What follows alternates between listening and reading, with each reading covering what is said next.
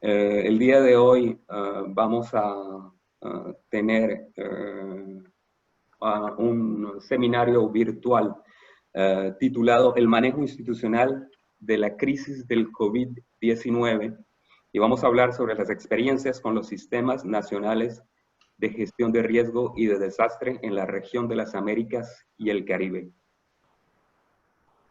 Vamos a tener traducción simultánea, entonces en la parte de abajo de sus pantallas pueden encontrar un botón en el que tienen los canales inglés y español para que puedan seleccionarlo. También les pediría para la fase final del evento, tenemos una rueda de preguntas y respuestas. Por favor, dirijan sus preguntas a través de la herramienta Q&A de la parte de abajo de la pantalla y no por el chat. Entonces, como les decía, es un placer para nosotros desde la Oficina de Naciones Unidas para la Reducción de Riesgo de Desastre en la región de América y el Caribe, darles la bienvenida a este seminario que se inscribe en una serie de seminarios virtuales que estamos realizando alrededor de el Informe Regional sobre los Riesgos 2020. Es una herramienta que busca contribuir al conocimiento del riesgo y a la toma de decisiones informada. Hoy encontramos con un equipo de panelistas muy selecto, pero antes de todo quisiera pasarle la palabra al señor Raúl Salazar, jefe de la Oficina Regional de UNDR, para que pronuncie sus palabras de apertura. Por favor, Raúl. Muchas gracias, Carlos. Pues muy complacido de tener esta respuesta de tanta gente conocida y reconocida en la región. Amigos, creo que les puedo prácticamente llamar a todos ustedes y un gusto verles, un gusto saber que están bien y contribuyendo además a que la región pues tenga más reflexiones y también acciones para superar una crisis que se nos viene muy intensa y además en donde se ha enraizado quizás en estos momentos a nivel global de manera más dura. Un poco de lo que vamos a discutir aquí es cuál es este rol de los sistemas nacionales, cómo están participando, y hemos visto en digamos, en lo que va del periodo de esta crisis, los distintos roles que han venido jugando los sistemas nacionales en diverso orden, ¿no? Y con distinto nivel de liderazgos, de niveles de influencia y coordinación para una mejor atención y reflexión sobre una posible prevención de este evento, de la recurrencia de este evento, pero de eventos similares a futuro.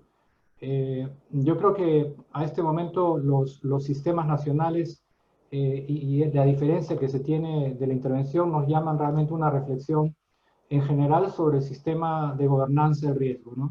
Y es una reflexión que viene de tiempo atrás, además, es decir, que tanto la gobernanza del riesgo en nuestros países y en general a nivel global, creo que esta reflexión tiene total validez a nivel global, sirve o ha servido o tendrían que repensarse para atender una gama de riesgos como la que enfrentamos hoy, con las características que enfrentamos hoy, con la complejidad además que los riesgos puedan tener a futuro, con esta aproximación que estamos buscando promover, que son la de los riesgos sistémicos, es decir, los riesgos encadenados o riesgos en cadena, que llaman a una mayor reflexión de carácter multisectorial, que no solamente permiten una acción desde los sistemas nacionales, sino que requieren una capacidad de esta coordinación, de abordar distintas reflexiones, distintas acciones y poder de acción de múltiples sectores, capacidades y conocimientos.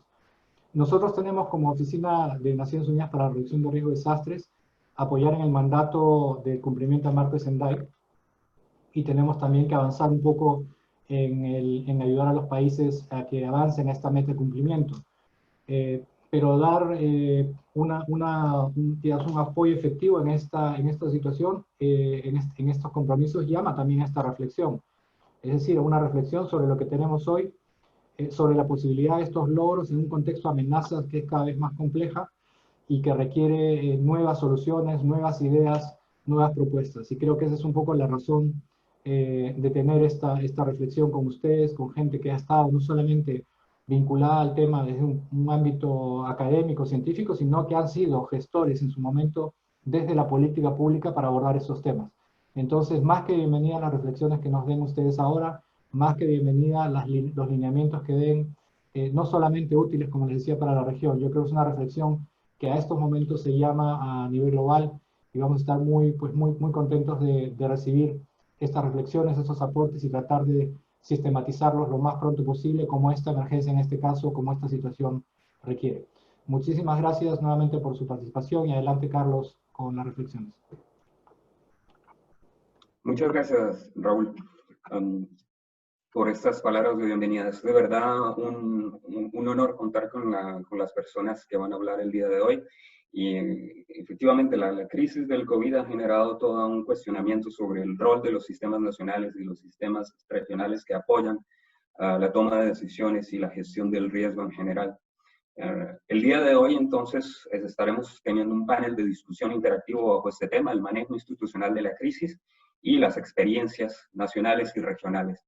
Para esto, le doy la bienvenida a la doctora Elizabeth Mancilla, quien es la coordinadora de la elaboración, producción del reporte regional sobre los riesgos para América y el Caribe 2020 de la Oficina Nacional de Naciones Unidas para la Reducción de Riesgo de Desastre.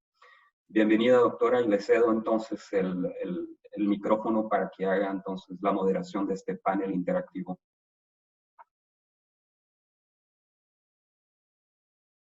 Está usted en mute, doctora Elizabeth.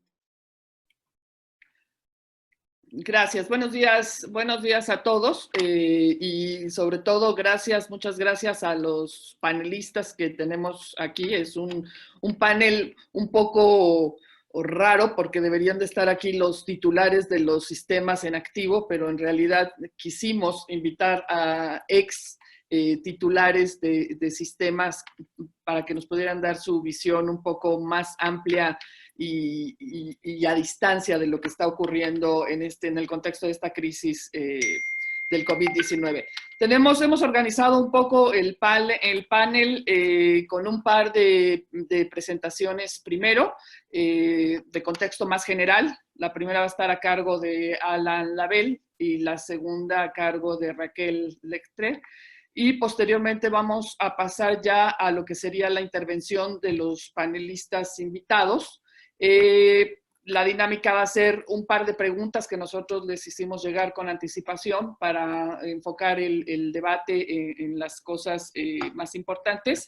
Va a haber 2 rondas, las preguntas se van a hacer en 2 rondas. Una primera pregunta, van a responder los 3 panelistas, una segunda pregunta, vuelven a responder, y después va a haber un par de sesiones de cierre, la primera a cargo de Rolando Durán, que nos va a dar una visión general sobre el papel de los sistemas en el contexto de esta crisis, y yo tendré unos minutos al final para hacer un recuento de los puntos más importantes del panel. Va a haber, como ya lo dijo Carlos, una sesión de preguntas y respuestas que les pedimos que las manden por escrito. Quizá no se puedan responder todas, pero sí vamos a tratar de dar respuesta por lo menos a algunas de las preguntas importantes. Entonces, sin más preámbulos, creo que podemos comenzar con la presentación del doctor Alan Labelle sobre aspectos centrales en el análisis de roles y funciones de los sistemas. Bueno, muchas gracias, Elizabeth, y muchas gracias a todos los presentes. Y la oportunidad de dirigir lo que espero sean muy pocas palabras para dejar a los panelistas centrales la oportunidad de más tiempo para respuestas. Voy a comenzar con una suposición que es más que una suposición, es una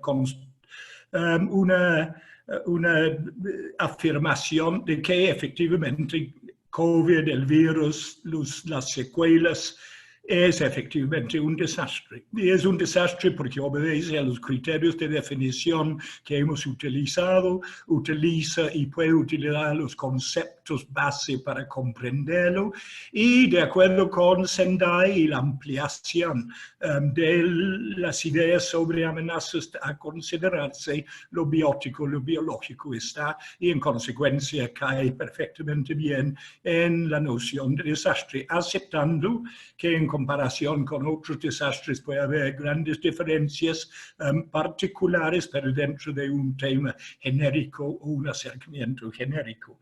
Entonces ese es un poco el primer punto. El segundo es que a pesar de todo, se ha tratado como un evento casi inesperado. Y los que estamos en los desastres desde tiempo atrás, había definiciones de desastres como eventos inesperados. Sabemos que esto no debería haber sido inesperado, que había antecedentes. El más cercano sería 1918, pero definitivamente lo de MERS y SARS y ébola y tal vez HIV-Sida son antecedentes importantes que deberían haber cuajado en términos de un pensamiento tal vez que conducía a una idea de no esperado, que debería haber sido esperado. El tercer punto aquí es que por eso parece, y este es muy diferenciado dentro de América Latina y afuera, parece que agarró a gobiernos, a institucionalidades establecidos para tratar el problema de desastres desprevenidos, sin preparación adecuada, etc. Entonces, este es el escenario con el cual entramos a COVID como desastre, la reacción, respuesta, etc. Y volvemos a insistir que definitivamente debería estar en el pensamiento de los sistemas. Creo que Sendai y lo posterior de las insistencias sobre el riesgo sistémico, etc., nos conduce a esa conclusión. Entonces, muy brevemente para mí, lo que está en juego aquí es cómo es que se llega a este evento, los sistemas, con qué grados de existencia de cosas. Por ejemplo, si la meta creo que Sendai es para estrategias y políticas de gobierno sobre el tema de riesgo para el año 2020, ¿en qué sentido este tipo de evento estuviera considerado, está en el protocolo, en los planes existentes y con los roles y protocolos necesarios para enfrentarlo? Otra pregunta central sería de los métodos e instrumentos centrales que se han utilizado para la gestión del riesgo de desastre históricamente, cuáles de ellos han sido significativos, utilizados para enfrentar esto. Por ejemplo, sabemos de proyecciones sobre grupos vulnerables, reconocimiento de dónde están, los que están en condiciones de desventaja, que en toda crisis necesitan de apoyo, de alimentación, etc. ¿Cuál de estos métodos preexistentes podrían haber sido utilizados en términos de la intervención en este tipo de evento? Pero también en términos de modelos de proyección, alerta temprano y otros elementos que constituyen lo que es el armazón instrumental metodológico de la gestión de riesgo, incluyendo proyecciones de impactos, etcétera, a futuro, para poder ayudar y de una forma planificada participar en lo que sería en primera instancia la respuesta y posteriormente recuperación o reactivación de economías, etcétera. Entonces, ese es, creo que un conjunto de cosas para armar un debate, una discusión y un elemento comparativo, porque sabemos que todo es distinto. Y todo es distinto tanto transnacionalmente como dentro de América Latina en términos de las formas de enfrentar el problema. Y el último y segundo punto, para no proceder más y permitir que los demás entren, es que de esto ha suscitado pensamiento y acción sobre el futuro y sobre el futuro sobre el pasado. O sea, ¿en qué sentido nuestras nociones de gestión correctiva, prospectiva, reactiva, compensatoria, los métodos y los objetivos que encierran, están siendo formulados en la mente de las personas encargadas de los sistemas y otros sistemas institucionales para llegar hacia un futuro con un sistema más integrado que tome cuenta del riesgo, amenaza en el sentido sistémico, más complejo, integrado? Y sabemos que de los grandes desafíos para el futuro es lo que inmediatamente está encima de nosotros, en México, en Tabasco, Campeche ahora, en El Salvador, en Guatemala, que es la temporada de huracanes y la temporada de tormentas tropicales. Entonces yo terminaría con eso, cumplo con mi tiempo y cedo la palabra a los demás. Muchas gracias. Gracias, doctor. Dos puntos importantes para el debate que vamos a retomar un poco antes de pasar a la sesión de preguntas para los panelistas. Y ahora Raquel nos va a hacer una retrospectiva breve de lo que han sido el rol de los sistemas nacionales de gestión de riesgos y emergencias. Bueno, muchas gracias y es un gran honor estar en este panel también y saludar a todos los que están presenciando la reunión. Un poco para comenzar con lo que decía Elizabeth, ¿cuál ha sido el rol de los sistemas nacionales y cuáles serían sus fortalezas y debilidades en este contexto?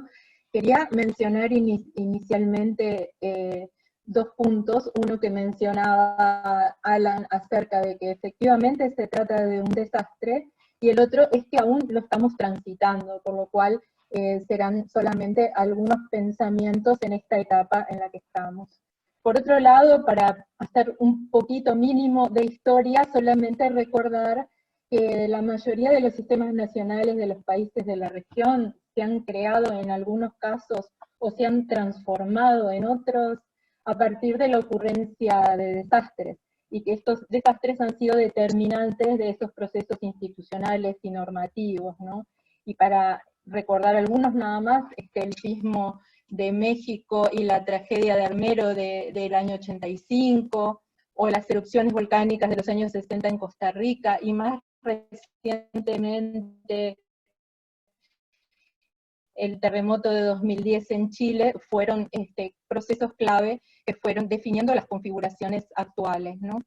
Por otro lado, quería mencionar el hecho de que el carácter global de esta pandemia y la ausencia de una gobernanza global de la gestión de riesgo que sea transnacional o supranacional y que haya podido generar esa imprevisibilidad de la que hablaba Alan precedentemente, sino haber podido de alguna manera tener otra incidencia en el curso inicial de la pandemia a través de esos nodos de distribución del virus vía los aeropuertos y los trayectos de la economía global desde China al resto del mundo.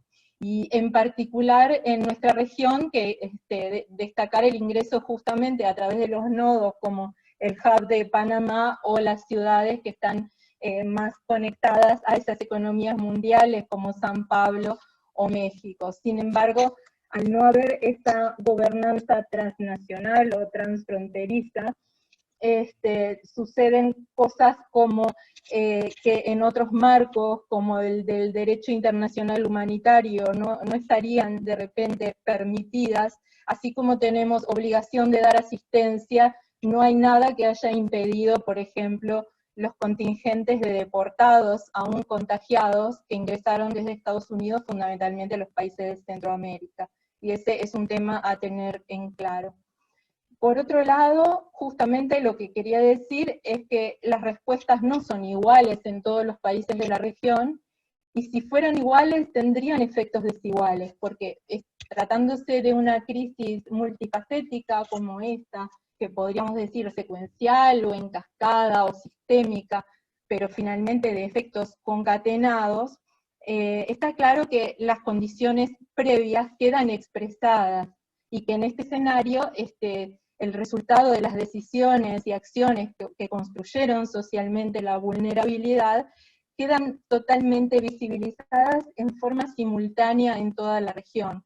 Entonces no hay impactos homogéneos cuando hay distintas condiciones de pobreza y desigualdad, cuando las características de ocupación del suelo en los países y en las ciudades son distintas, de la cobertura y capacidades de los sistemas de salud, de protección social, de las infraestructuras, particularmente en esta pandemia, las de abastecimiento de agua y la de evacuación de aguas servidas, pero también las que hacen a las condiciones alimentarias y habitacionales de la población, el empleo, las capacidades que han desarrollado los países para sus comunicaciones, la educación y el trabajo a distancia, ¿no? En ese sentido, decir que el riesgo no se gestiona exclusivamente con políticas de gestión de riesgo, ni desde los sistemas nacionales, como hablaba Raúl al inicio. Necesariamente por esta naturaleza sistémica se requiere una gestión integral, una gestión que hoy en realidad es una sumatoria de gestiones sectoriales de las políticas estructurales. Y eso vale ahora para esas condiciones previas, vale también para las decisiones que se están tomando en el transcurso de la pandemia y que pueden ser o no generadoras de nuevos riesgos, y justamente cuáles son esas condiciones con las que ahora se enfrenta la población de Centroamérica en la temporada de huracanes con Amanda y Cristóbal, como mencionaba recién Alan, ¿no? Entonces, en ese sentido, digamos, es muy clave en esta situación ver estas diferencias de decisiones que son políticas y técnicas, de dónde se realizan los mayores esfuerzos, es en la salud, en la economía, son dicotómicas, es en los derechos humanos y entre ellos el apoyo a las personas que por sus condiciones previas no tienen posibilidad de cumplir con las normas establecidas de confinamiento sin tener una asistencia del Estado, es se ejerce un liderazgo, tienen que aplicar otras metodologías más autoritarias para lograr que finalmente se cumplan con estas condiciones. ¿Desde qué razones y opciones, y finalmente qué rol cumplen los sistemas nacionales? Volviendo al principio, una gran parte de las estructuras organizativas de la gobernanza para la gestión del riesgo, si bien ha habido muchos esfuerzos y procesos de cambio, pero continúan en el ámbito en el que se generaron como organismos de emergencia y respuesta a desastres, y pertenecen en general a estructuras más o menos verticales que están ubicadas en los ministerios de seguridad, de defensa, de interior o similares. Esos sistemas se han fortalecido también en sus capacidades a lo largo de estas décadas, capacidades logísticas, de coordinación, de atención a las emergencias. Pero hay también que hacer notar que se han fortalecido en una experiencia de otras emergencias, y no de alguna similar a la que hoy estamos transitando, ¿no? Y que por lo tanto también se ven en tensión todos esos conceptos y prácticas que la gestión de riesgo ha desarrollado, fundamentalmente referidos a eventos físicos, naturales, geológicos, geomorfológicos, climáticos, tecnológicos y otros, pero se trata ahora finalmente del riesgo sistémico. También es claro que han acompañado todos estos sistemas en mayor o menor medida, en algunos casos en forma superficial y en otras mucho más profunda, los procesos de cambio en los conceptos, en la comprensión de institucionales. Y bueno, por eso están aquí hoy también representantes de Colombia o de Uruguay o también de la región del Caribe, pero también podríamos mencionar a Costa Rica y otros que han logrado algunos sistemas de formas que tienen una apuesta distinta a lo sistémico. Incluso lo que en algún momento fue Ecuador, cuando hizo esa apuesta innovativa vinculada a la generación de ministerios de coordinación. En esta actual pandemia, caracterizada al inicio en muchos de los países como una crisis sanitaria, exclusivamente quienes tomaron un rol clave fueron los ministerios de salud, y luego los representantes del más alto nivel a nivel nacional. Pero aparecen una serie de nuevos desafíos. Quería terminar hablando de lo que es el deber y la oportunidad, ¿no? Porque muchas veces nos gusta decir que los desastres son una oportunidad, y es un poco difícil pensar ahora con miles de muertos en la región y en el mundo, con millones de desocupados y millones también de nuevos pobres, hablar de oportunidad. Más bien me inclino a pensar en términos de responsabilidad y deber, y en poder entender esta posibilidad única que nos da el hecho de tener una sola amenaza actuando de formas diferenciadas, en forma simultánea, en todos los países de la región, que nos tiene que desafiar a comprender de otra manera todas esas herramientas de las que hablaba Alan anteriormente, y hacer algunas valoraciones para efectivamente tomar acción hacia el futuro, ¿no? Entonces el deber es el de pensar y ejecutar cambios profundos. La gestión integral del riesgo requiere de esa gestión precisamente que tenga multisectorial y como una opción necesaria para gestionar esos riesgos concatenados o sistémicos.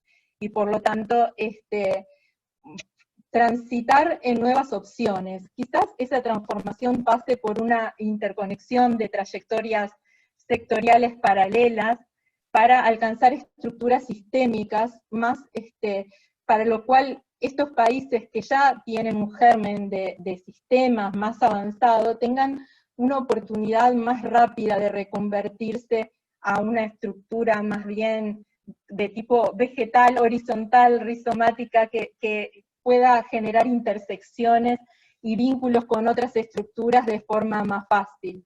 Pero en realidad todos tienen que hacer lo propio, y en ese sentido también empezar a circular los recursos humanos, presupuestales, y entre todos los ámbitos en los que se genera la gestión de riesgo. Tal vez es tiempo de pensar ya no separadamente o sectorialmente, sino integrando realmente la gestión de riesgo a la gobernanza del desarrollo sostenible.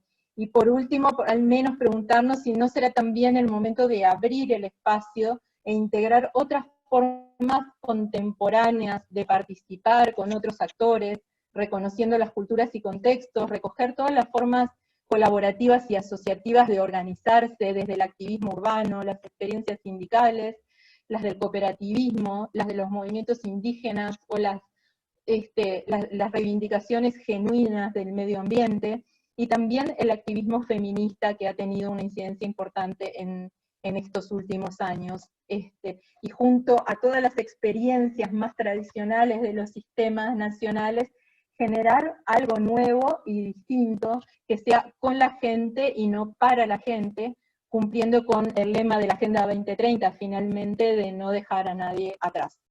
Así que muchas gracias. Le dejo a Eli ahora. Gracias, Raquel, muy interesante la intervención. Y yo solo me voy a tomar un par de minutos para ya dar paso a darles la palabra a los panelistas, retomando algunos puntos de lo que hablaron tanto Alan como Raquel.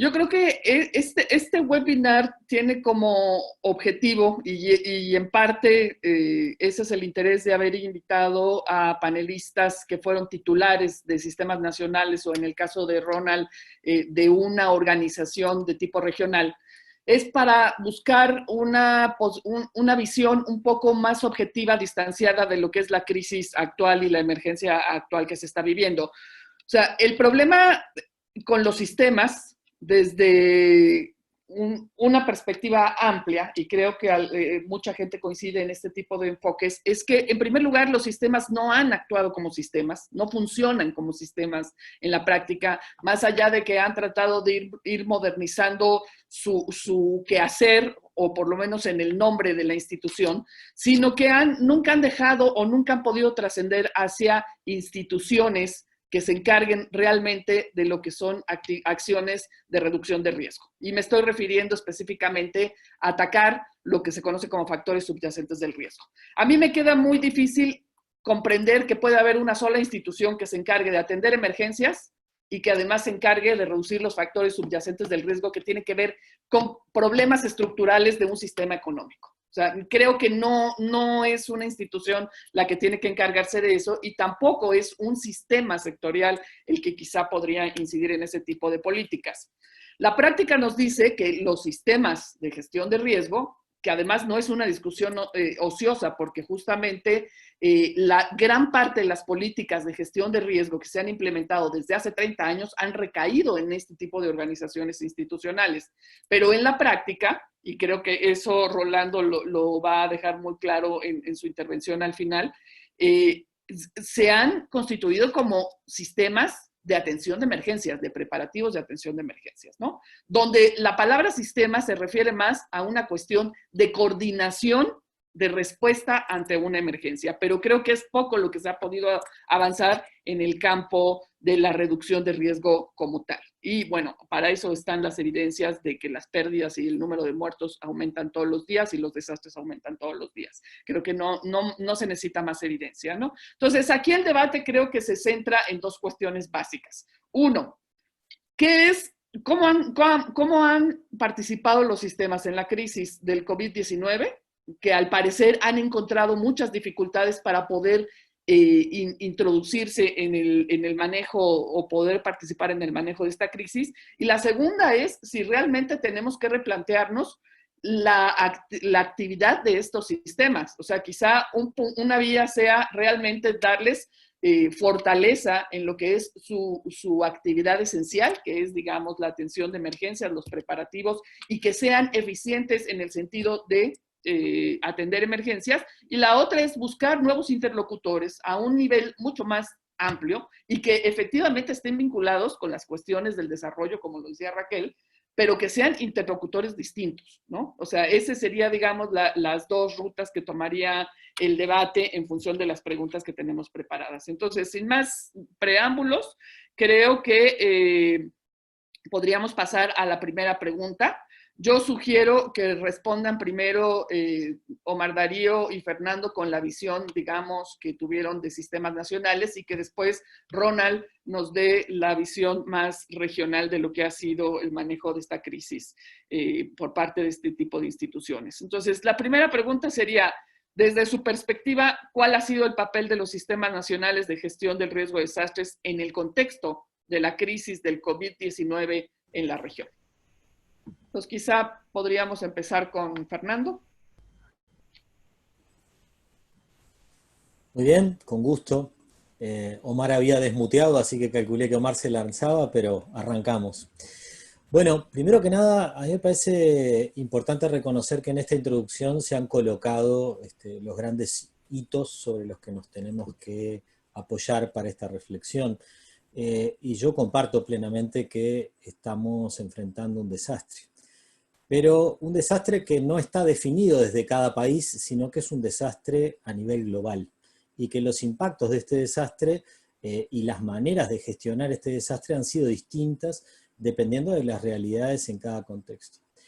A mí me parece importante decir que como exdirector del Sistema Nacional de Emergencias de Uruguay, tengo la posibilidad de ver la situación que se sucede en América Latina, pero hoy quiero concentrar mi perspectiva en cómo desde Uruguay se ha reaccionado para ir cotejando con otras cosas, porque siento que es donde más puedo observar en detalle.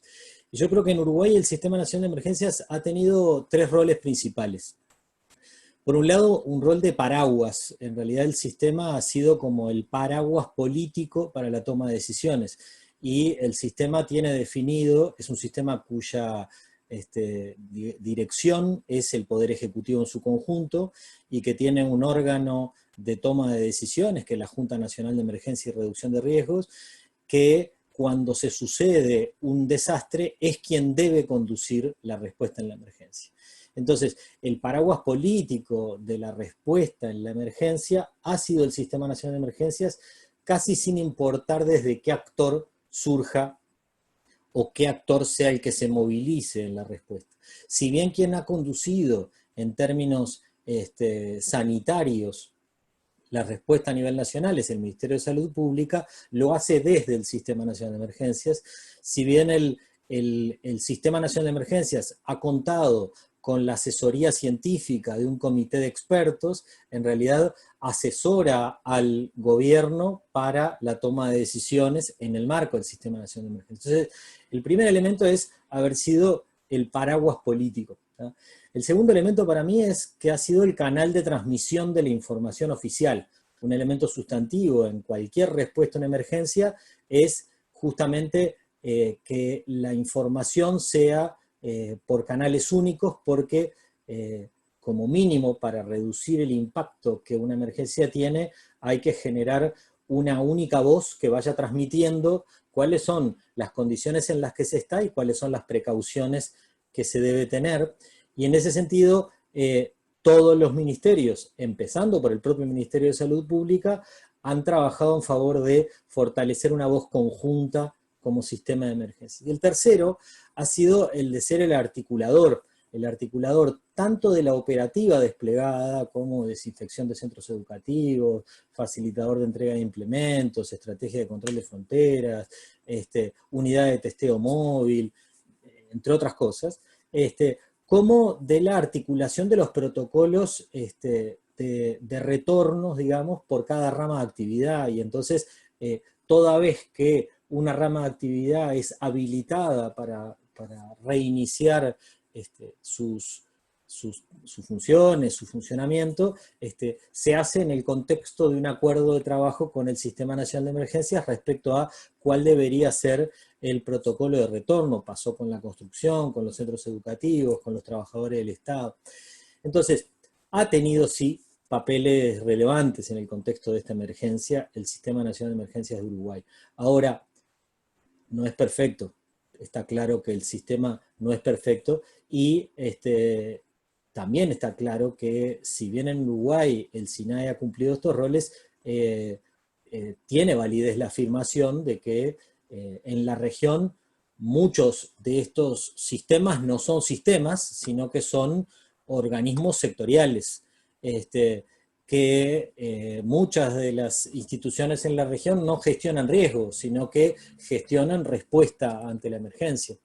Y yo agregaría, muchas de las instituciones no son nacionales, sino que son mayoritariamente centralizadas y capitalinas. Entonces, a mí me parece que, como ya comprendí que tengo un minuto, a mí me parece que es sustantivo que a la hora de analizar la realidad de los sistemas, veamos qué sucede en cada uno de los países. Y yo creo que tal vez el primer elemento a observar es que las condiciones con las que arranca Uruguay para la respuesta en esta emergencia no son distintas que las de otros países en algunas claves. Por ejemplo, es contracultural el proceso de generación de sistemas. ¿Ya? ¿Por qué? Porque en realidad nuestros países se han construido sobre la base de gobierno por sectores. Entonces, la primera pregunta es buscar otro actor que no sea este sistema de emergencia para que cumpla la misma función, pero desde otro lugar. Bueno, la primera duda es, en una cultura sectorial y no sistémica, el esfuerzo va a ser siempre el mismo, sea en el marco de este sistema o en el marco de otro. La segunda es que, en realidad, la cultura, y particularmente en nuestro país, es unitaria y no federal, y por tanto, descentralizar genera desconfianzas. Pero en los países donde es federal, la descentralización es tal que es difícil congregar acuerdos de trabajo que sean repetidos en todos los lugares. Y por último, en nuestro país, que es un país suavemente ondulado, donde tenemos 3 millones de personas que ocupan nada más que el 5% del territorio, el impacto que efectivamente ha tenido esta emergencia tiene que ver también con la cultura del país. En el país hay como una cultura de que acá no pasa nada, y entonces es contracultural trabajar en la construcción de una perspectiva de riesgo. No se puede construir gobernanza sistémica si las personas no entienden que eso sea importante. Por eso muchas veces se oculta o se dificultan las decisiones políticas de invertir en lo que no se ve.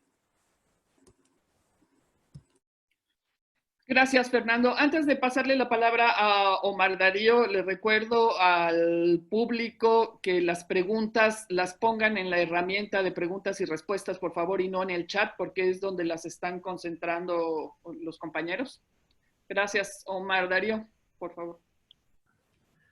Bueno, yo voy a referirme a lo que ha pasado en Colombia y pues ya la audiencia podrá considerar si en algún grado algo similar ha ocurrido en otros países. Y voy a destacar dos aspectos.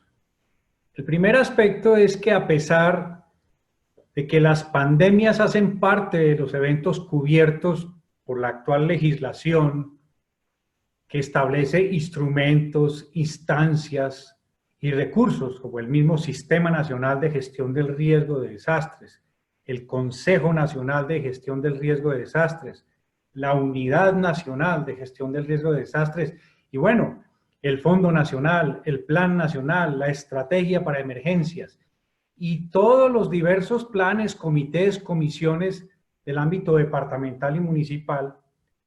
A pesar de ello, el gobierno nacional no usó ninguna de estas instancias y más bien creó un fondo de mitigación de emergencias, el FOME, nombró un gerente para la emergencia con funciones de alguna manera similares a las asignadas al director nacional de la Unidad Nacional de Gestión del Riesgo, que queda incluso en la presidencia de la República, desconociendo la institucionalidad con la cual el sistema, por ejemplo, había enfrentado el cólera, por ejemplo, o el dengue y otros problemas incluso de salud.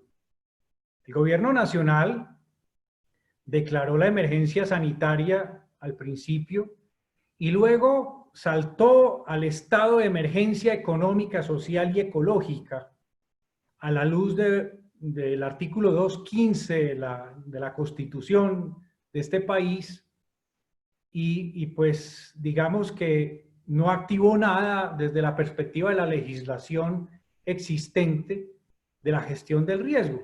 No hizo la declaración de desastre a pesar de que la pandemia cumplía todas las premisas para activar medidas de excepción, por ejemplo, y más bien buscó otro tipo de facultades.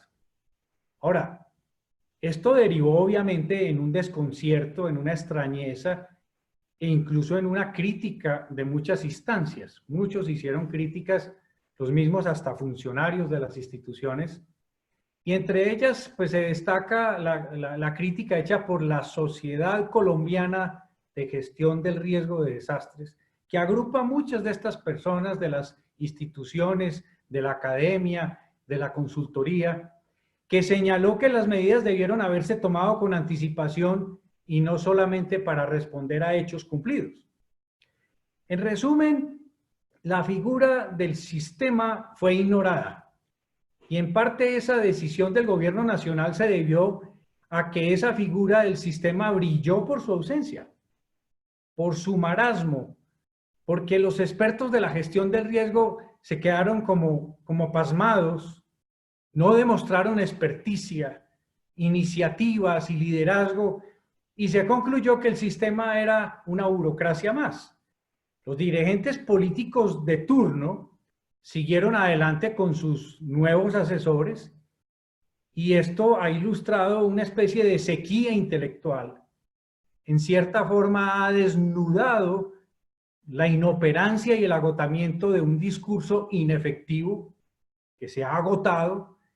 Y pues yo pienso que debo, para no ser injusto también con lo que ha pasado, traer a colación el segundo aspecto que quiero mencionar y ya voy a terminar. Y es que paradójicamente y en forma paulatina, la institucionalidad fue convocada, siguiendo el sentido común, como el olfato de los dirigentes de turno, improvisando y copiándose de los otros países.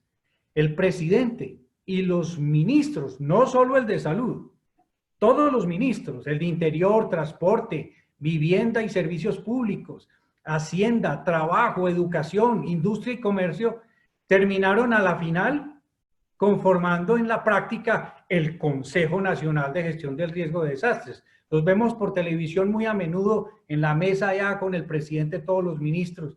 Y claro, con un nuevo gerente, no con el director nacional de gestión del riesgo de Colombia, y pues han ido involucrando en sus acciones sectoriales a los departamentos y municipios.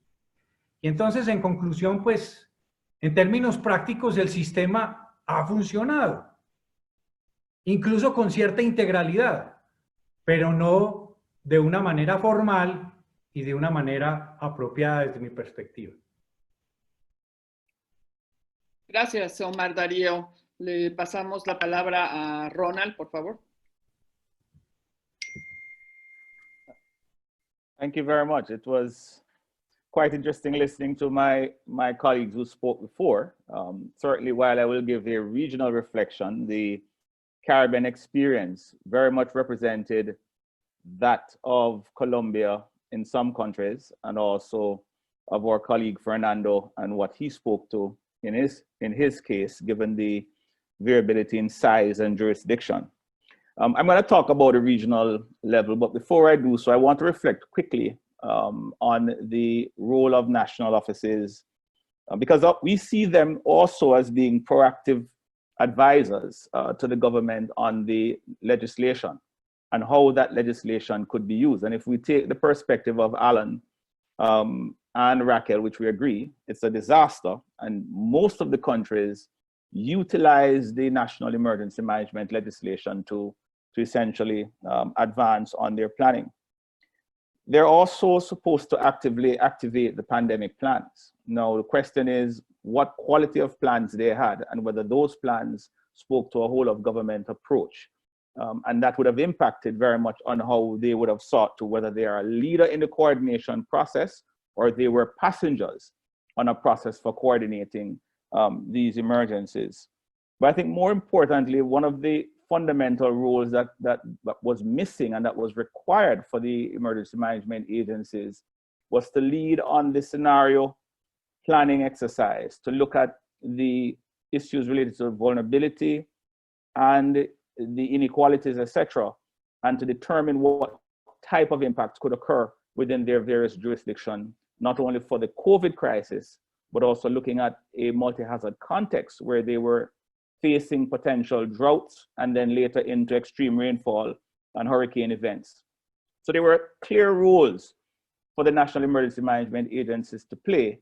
But I think the point Omar made about the lack of self-confidence in dealing with a new situation, never mind the fact that in 2009, an entire exercise went on in the Caribbean region looking at pandemic planning and how it was supposed to be managed. There were still issues with confidence, competence, and capacities for leading that system. And it's something that I think we should come back to. My role is to speak about the regional level, but I wanted to give those reflections. On the regional side of things, I think for us, we recognized very early on that once we were seeing the problems in China, that we needed to activate our regional system, not necessarily to begin to respond in support of governments, but to look proactively at some of these things around getting them to take up their pandemic plans, to walk through those plans and to engage with the health sector and the whole of government in looking at these plans and to begin to examine what would happen in the context of the Caribbean being affected. This was before a pandemic was actually declared. Obviously, when we got into late January into February, we recognized that this was going to be a much more widespread issue. And so we scaled up our activation at the regional level to begin now to pull in the various emergency support functions that are available within the regional response mechanism. So beginning to look at our logistics operations and understanding the requirements for procurement in an environment where there would be a global advancement on all of the supply chain for health goods and services. We also pulled in additional support into what was our analysis cell by engaging the University of the West Indies, who at that time had started to do modeling for the government of Barbados, and which we saw as being appropriate for a much wider Caribbean-centric examination country by country, but also how to define how the regional mechanism would interface in that process. So, you know, we were providing leadership on scenario development, providing leadership on also driving what we call a regional protocol for how institutions across CARICOM would be able to deploy their specific skill sets, human resources, tools in helping governments both respond but begin to position themselves for what would be a recovery process, even in a stop-start mode. And that exercise we did quite successfully, and have provided CARICOM with a protocol, a regional protocol document that is looking at those areas. We carried out roles in donor coordination to begin to look to see, even though it was a global problem, to ensure that the donors were on the same page and looking at what the priorities were emerging from the crisis and how they could support. And of course, looking at coordinating regional protocols for logistics support, border reopening, and broader health and safety and transportation within the CARICOM region.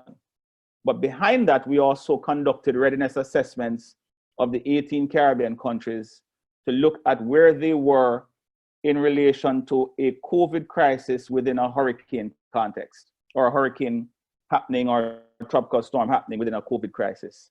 So we did all of that. But one of the things I want to put on the table as I close is that even at the regional level, I think the response to COVID, including the early coordination, emerged as largely a health sector focus, despite the fact that we had very early on as CDEMA positioned this as a whole of government approach. We positioned it within the rubric of resilience. There was still a leaning towards the health sector, but fortunately, CDEMA, given its own experiences, was able to provide the appropriate leadership, and later on saw the health sector team really docking themselves squarely within that regional coordination mechanism and leaning on, relying on some of CDEMA's expertise beyond where they were able to provide those support. And so some of the things like the scenario development, linking some of the vulnerability data sets to inform some of the decisions that they needed to take. So that's a little bit from the regional side of things. We have leveraged our platform to assist with setting up a logistics hub at the airport here in Barbados, given that procurement became much more of a regional effort as countries struggled to access some of these resources on their own. We had to arrange for regional procurement and to bring that to a central point, break that down, and to redistribute that to the countries. So we've also been planning for this very elaborate logistics operation for the Caribbean region, among a number of other efforts. I'll leave it there for the first round.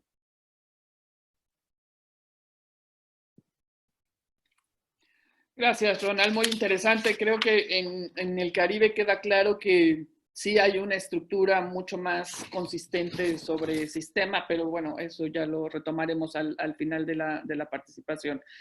Vamos a pasar a la segunda pregunta. La segunda pregunta es un poco larga y la más compleja del webinar. Tendrían los participantes los mismos 4 minutos para responder. Sabemos que no son suficientes, pero les vamos a pedir que se centren en los aspectos más importantes.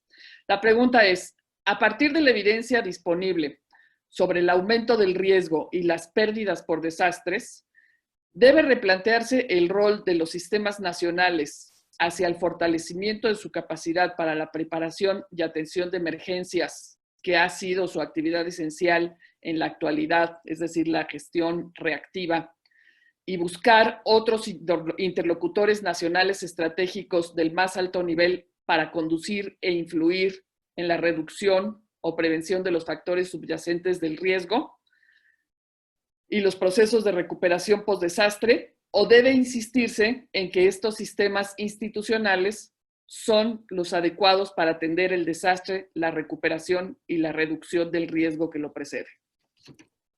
La pregunta del $1.000.000, definitivamente, pero sabemos que su experiencia es vasta y creo que las respuestas van a ser muy interesantes. Comenzamos en el mismo orden. Fernando, por favor. Bien. Sí, la pregunta es compleja y por tanto la respuesta también. pero algo de la respuesta la adelanté en la anterior, y es, no sé si la respuesta a esta pregunta debe comenzar sobre la base de replantearse el rol de los sistemas nacionales. Yo tengo la percepción de que la respuesta debería empezar por considerar si se dieron condiciones para implementar efectivamente el rol de los sistemas nacionales. Es decir, si hemos construido conceptualmente la idea de que en realidad la manera de gestionar riesgos, comprendiendo así la gestión compensatoria, correctiva y prospectiva, sobre la base de un conocimiento efectivo de los riesgos, dimensionando a estos, tanto en su condición de peligrosidad, como de exposición, como de vulnerabilidad, e incluso generando condiciones para valorar la incertidumbre, si efectivamente hemos logrado implementar sistemas. Y mi primera respuesta es no. Entonces, yo no empezaría planteándome replantear el rol de los sistemas, sino que diría cómo hacemos posible que efectivamente se concrete el rol que los sistemas deberían haber tenido. ¿No? Y cómo hacemos para que sean efectivamente sistémicos. Entonces, yo sinceramente creo que es muy importante que los sistemas de gestión de riesgo estén primero que nada implicados en los más altos niveles institucionales y que sean verdaderamente sistémicos. Pero no es suficiente que exista un sistema que se supone aborda este tema si no hay un país comprendiendo sistémicamente el riesgo, ¿no? Entonces, en buena medida, yo empecé diciendo que Uruguay había tenido una gestión bastante exitosa de este desastre asociado al COVID. De hecho, los números, si pudiéramos concentrar la mirada exclusivamente en el primer nivel de impacto, los números en Uruguay van bastante bien.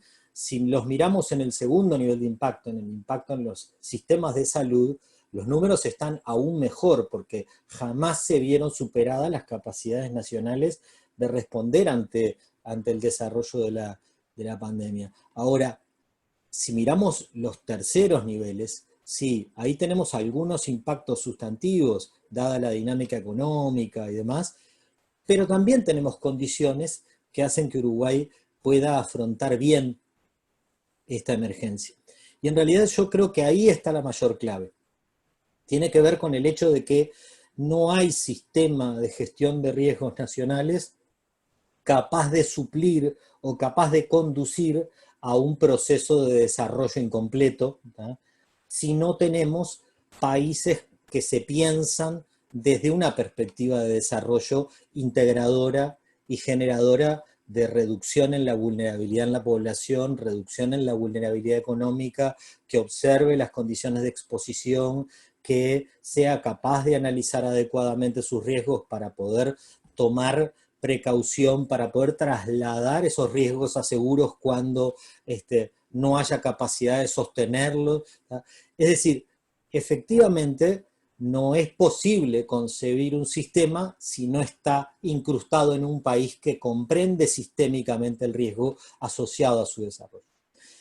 En Uruguay, y yo quiero decir, reconozco el buen trabajo que se viene haciendo desde el sistema nacional actualmente en la gestión de esta emergencia, pero yo creo que en buena medida lo viene gestionando de esta forma porque lo hace en el contexto de un país que cuando en los 90 la mayoría de los países de la región vendieron todas las herramientas institucionales nacionales, en el Uruguay se conservaron en el Estado.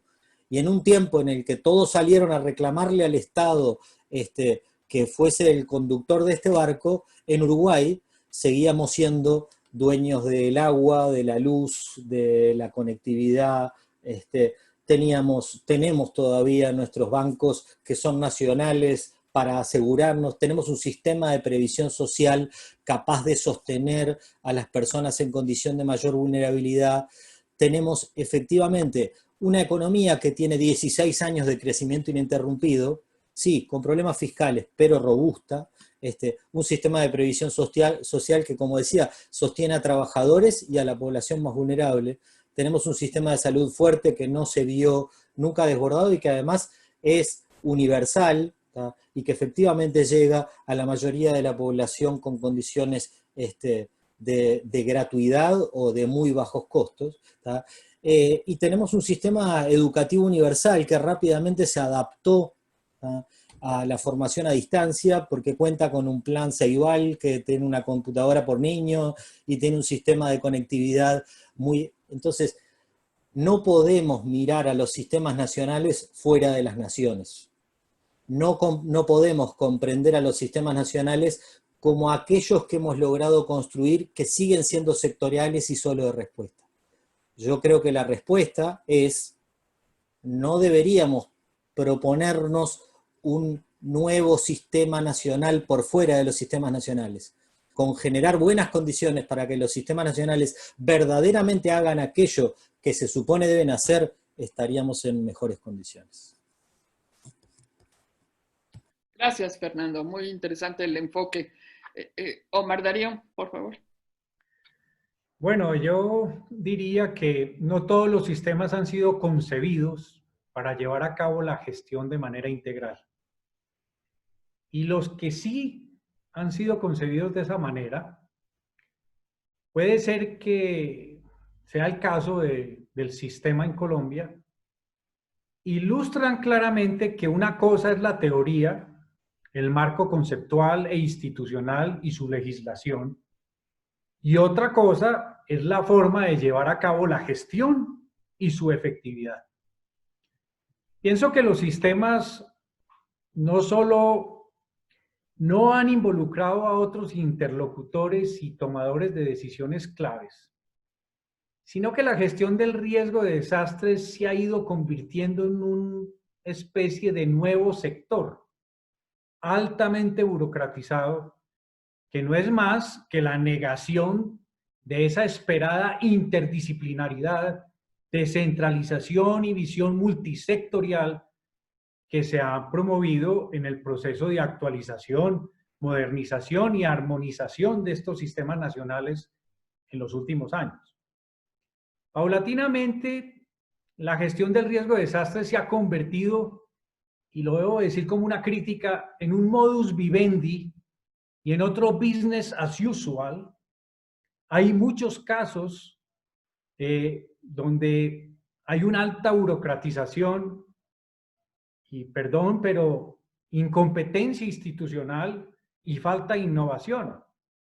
Por ejemplo, hay muchas redes y productivas conferencias internacionales que yo llamo on and off, que son totalmente inocuas. Cuando termina la conferencia ya se acabó todo y nos vemos en la próxima conferencia. Hay un analfabetismo científico y social que bloquea la forma de tomar conciencia acerca del riesgo, de involucrar al mundo político y de esa asociación que tiene el riesgo con la toma de decisiones en condiciones de incertidumbre. Esto ha contribuido al marasmo, a la inacción y a que se pueda afirmar que la gestión del riesgo se ha estado convirtiendo en algo así como una entelequia, como una ficción, como un sueño. En consecuencia, en algunos casos los sistemas son adecuados en el papel, en su propósito, en su concepción, pero no en la práctica, y mucho menos en su efectividad, que debe ser el objetivo central y la medida de desempeño de un sistema nacional, tanto en su capacidad de reacción, pero sobre todo en su capacidad de anticiparse en forma correctiva y prospectiva desde la perspectiva del desarrollo. Entonces, para terminar, pues decir que gobernar es anticiparse, que la gestión del riesgo no es una entidad, ni un sector, es una estrategia de desarrollo.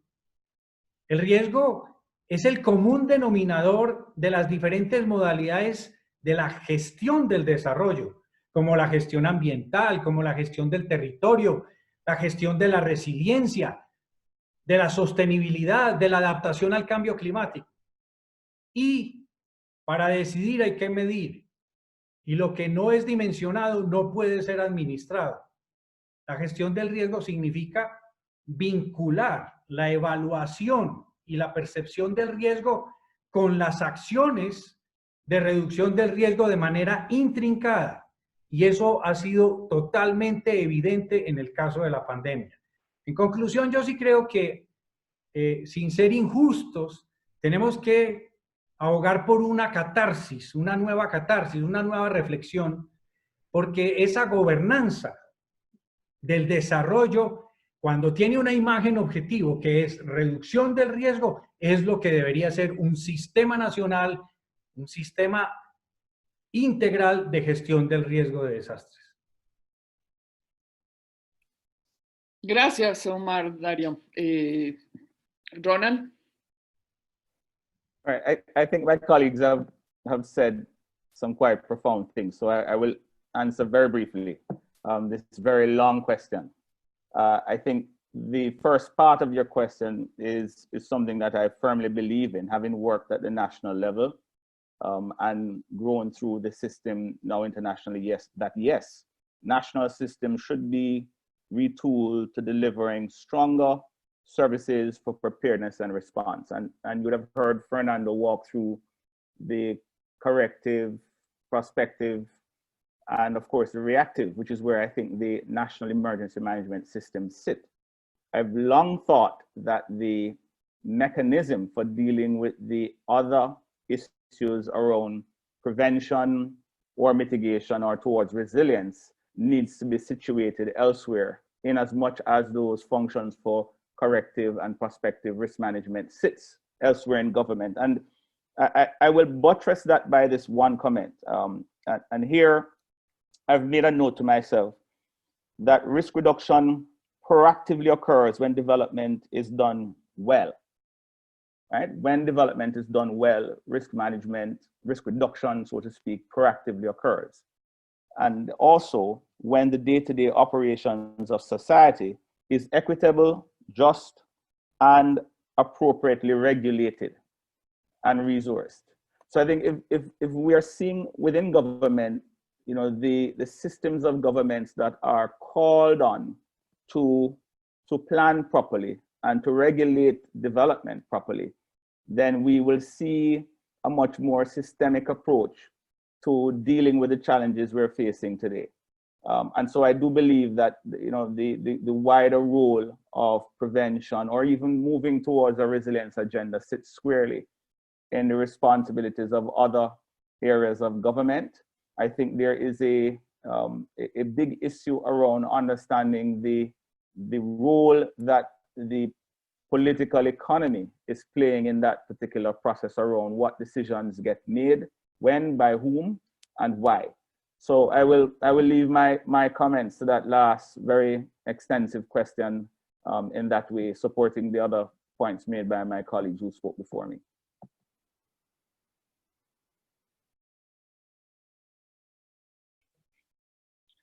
Gracias, Ronald. Yo creo que han sido tres enfoques aparentemente distintos, pero con muchos puntos de coincidencia con algunos aspectos que vamos a retomar en el comentario final, pero por ahora le pasaría la palabra a Rolando para su intervención.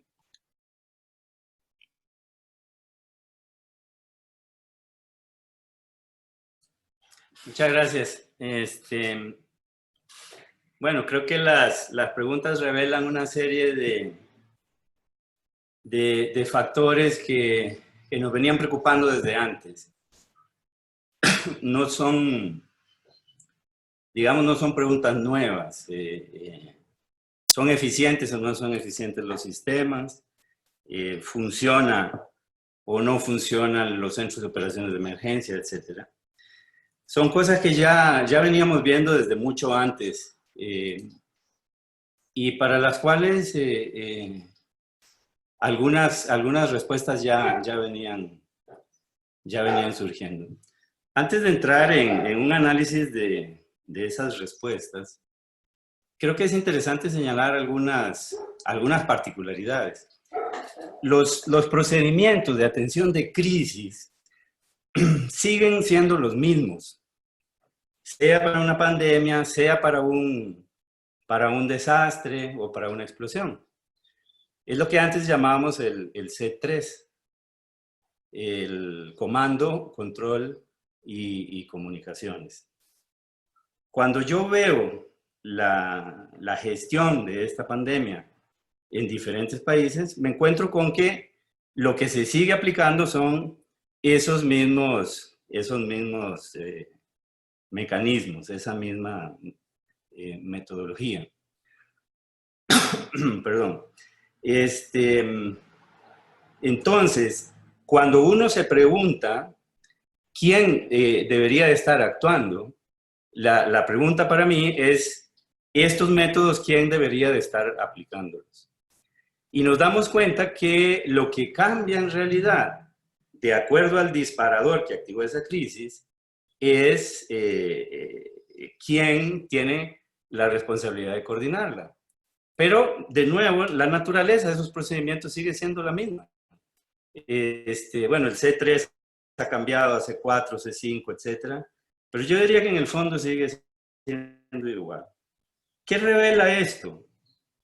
Para mí, esto revela que la naturaleza de esta gestión es muy particular. Y nosotros hemos intentado, yo hasta diría que de una forma un poco forzada, integrar estas acciones que se venían haciendo ya desde antes con una metodología que hoy, más de 20 años después, sigue siendo la misma, integrarla con unos procesos, con unas responsabilidades o con unas estructuras que no están hechas para eso. Entonces, estos procedimientos de coordinación, de operación, que siguen siendo los mismos, lo que vemos con esta pandemia, cuando nos preguntamos, por ejemplo, por qué los COEs de gestión del riesgo o de las entidades de gestión del riesgo no están funcionando, para mí lo que revela es que hay un desajuste en la estructura del manejo de la crisis. Pero yo no diría que revela un desajuste en los sistemas de gestión del riesgo, porque los sistemas de gestión del riesgo, o como ya lo han dicho los expositores antes, las funciones que se deben de llevar a cabo para reducir ese riesgo no tienen que ver con esto. Entonces, desde mi punto de vista, esto revela algo que, como decía, ya veníamos viendo desde antes, y es que esa supuesta integralidad probablemente es más una aspiración que una realidad. Entonces, siempre recuerdo que en Centroamérica nos lo decían cuando hablábamos de la gestión integrada, no existe la posibilidad de hacer gestión integrada. Y entonces dijimos, hagamos gestión integral, que es una forma de verlo, pero no tratemos de crear una forma administrativa ficticia para la cual los gobiernos no están preparados. Fernando lo decía, me gustó mucho ese aporte sobre lo sistémico, porque países que no tienen estructuras sistémicas, que no tienen posibilidades de gestionar desde lo sistémico, ¿cómo podrían desarrollar entonces solamente para la gestión del riesgo un sistema que sí funcione? Repito entonces que me parece que lo que nos encontramos acá es, en el caso del COVID, en el caso de la crisis del COVID, es un desajuste en la estructura de manejo. Fundamentalmente, no tanto en la dimensión de la gestión del riesgo, sino en la vieja gestión de la crisis, la misma que hemos tenido que enfrentar desde antes, como Raquel nos lo recordaba ahora al inicio. Entonces, aquí hay un punto que me parece fundamental. Algo que sería un poco repetir unas verdades de perogrullo, ¿no? Los procedimientos, los mandatos y los instrumentos jurídicos para actuar en la modificación de las causas del riesgo siguen estando fuera de lo que llamamos los sistemas nacionales. Están afuera. No lo pueden presupuestar, no tienen mandato, no lo pueden hacer cumplir. Hay un rol de control que sí se puede jugar. Pero entonces, si no los tienen esos elementos, ¿por qué seguimos tratando de evaluar y haciéndonos la pregunta de si los sistemas nacionales de gestión del riesgo están o no están reduciendo el riesgo? no pueden reducir el riesgo.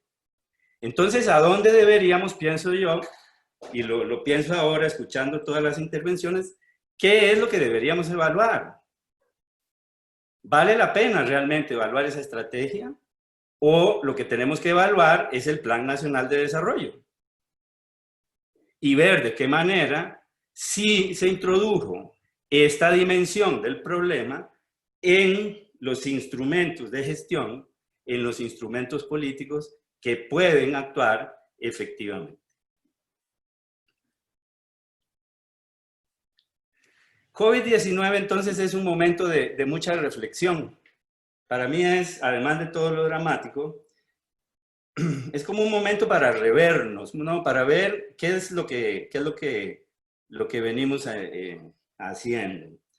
COVID revela de una forma muy dramática una serie de confusiones y de vacíos que ya teníamos y que ya veníamos evaluando. Solo que ahora son muchísimo más evidentes. Antes teníamos mucho más tiempo entre un terremoto y el siguiente huracán. Ahora todo esto lo tenemos aquí al frente. Y COVID entonces, la crisis del COVID nos revela que hemos llegado al límite del modelo. Estamos al límite del modelo.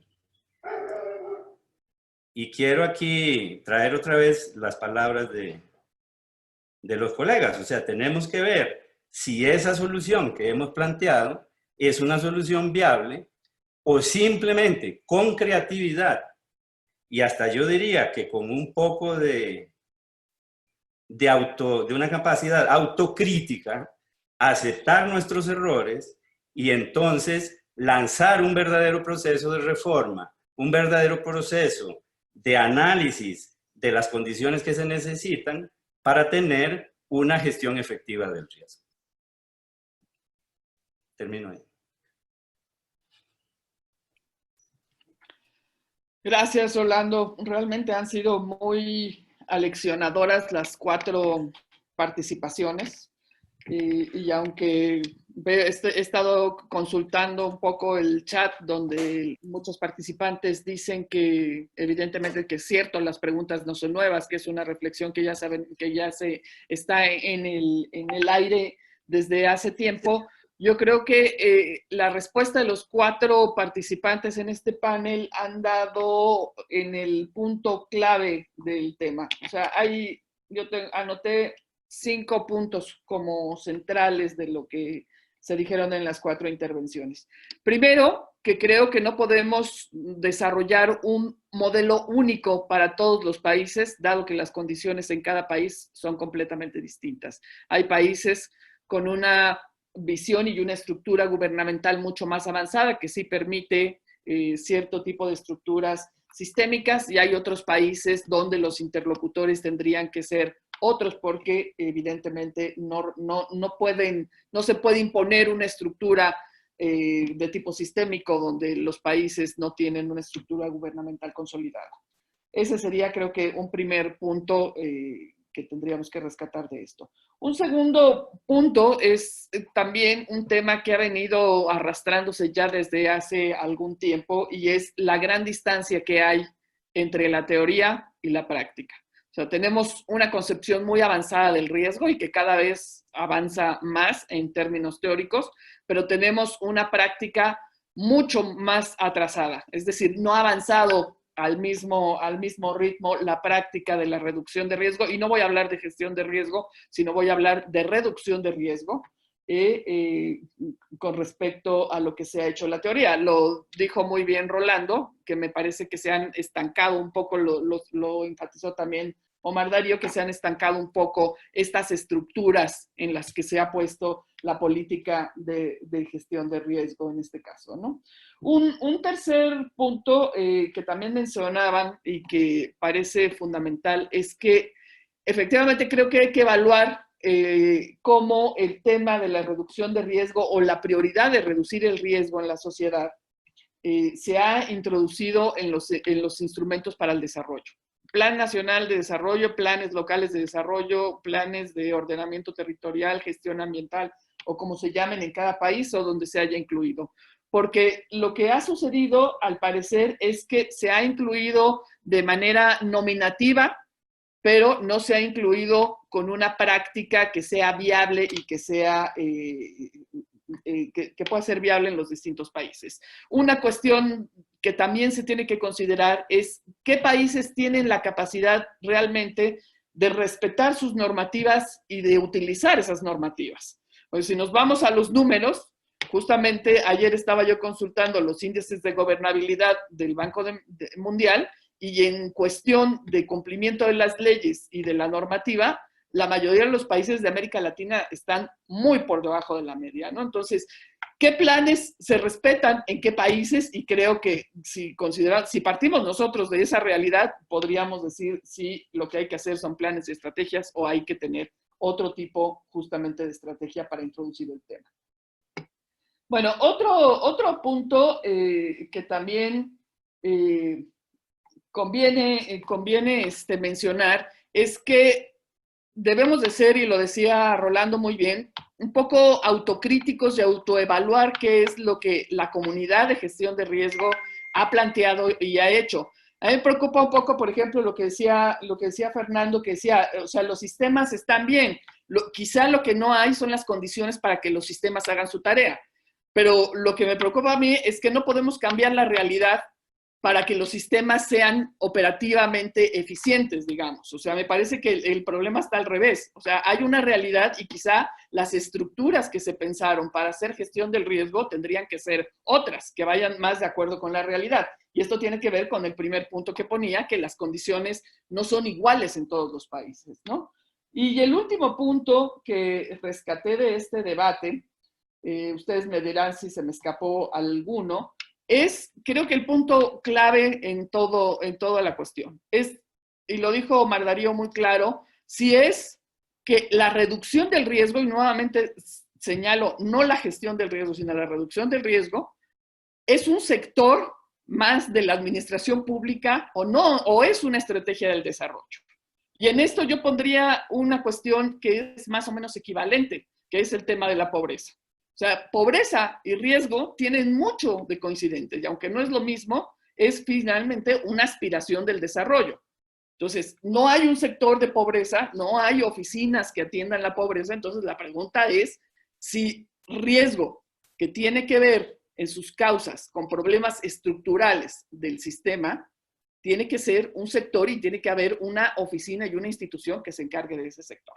Ronald lo puso también muy claro, o sea, hay otras instancias de la administración pública del gobierno, ¿sí?, que tienen que ver con la reducción del riesgo y que tienen competencias específicas para reducir el riesgo. Entonces, querer poner todo el tema en un solo sistema o en una sola institución me parece que no es lo adecuado. Entonces, creo que esos son los puntos alrededor de los cuales habría que reflexionar, pero este tema de si la reducción del riesgo es un sector más o es una estrategia de desarrollo, creo que ese es tema para otro webinar.